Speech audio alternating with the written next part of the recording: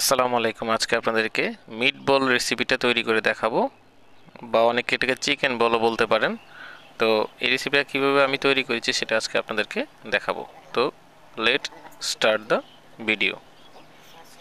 আমি সর্বপ্রথম নিয়েছি হচ্ছে ব্রয়লার মুরগির বনলেস অর্থাৎ হাড় ছাড়া মাংস। এখানে লবণ, আদা রসুন, তারপর হচ্ছে গরম মশলা এবং সাদা গোলমরিচ দিয়ে ম্যারিনেট করে এটাকে ব্লেন্ড করে নিব।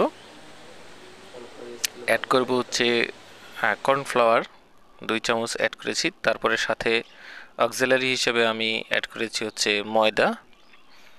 আপনারা এটা সহ একসাথে ভালো করে ডু তৈরি করে নেবেন, বা এটাকে কাই তৈরি করতে পারেন, যেটাই বলেন। ভালো করে এরকম করার পরে একটা বাটিতে রেখে আমি এটাকে ফ্রিজের নর্মাল টেম্পারেচারে 3 ঘন্টার জন্য রেস্টে রেখে দিব। তো আমি 3 ঘন্টা পর ফিরে এলাম এবং 3 ঘন্টা পর এটা বের করলাম। এরকম হয়েছে, অর্থাৎ মজেছে এটা ভালো করে। তো এবারে পানি অথবা তেল হাতে লাগিয়ে আপনারা যেভাবে স্বাচ্ছন্দ্য বোধ করেন এক এক করে সবগুলোকে ছোট ছোট বল বা গোল্লা আকৃতি আপনারা তৈরি করতে পারবেন। এবং তৈরি করে জাস্ট গরম পানিতে কিন্তু রাখবেন। গরম পানিতে রেখে আমার দেখতে পাচ্ছেন পানির চাইতে কিন্তু তেলেই এটা স্মুথ হচ্ছে এবং খুব ফিনিশিংটা ভালো হচ্ছে আর কি। তো আপনারা চাইলে তেল দিয়ে করতে পারেন। তো এক এক করে সবগুলো যখন আমার করা শেষ, তখন আমি কি করব, পানির হিটটাকে কিন্তু বাড়িয়ে দেব।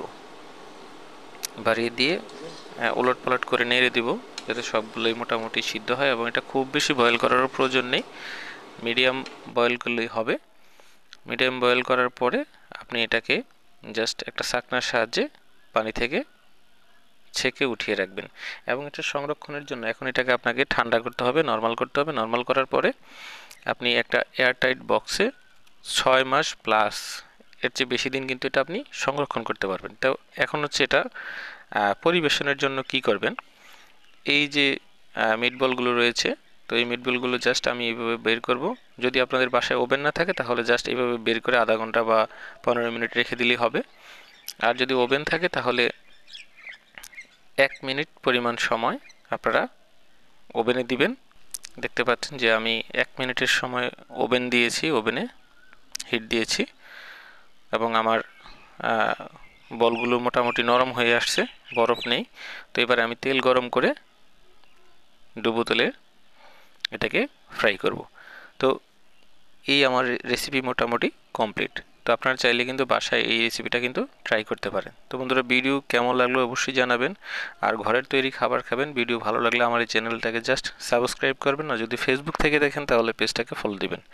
কথা বলবো পরবর্তী ভিডিওতে নতুন কোনো বিষয় নিয়ে। আল্লাহ হাফেজ।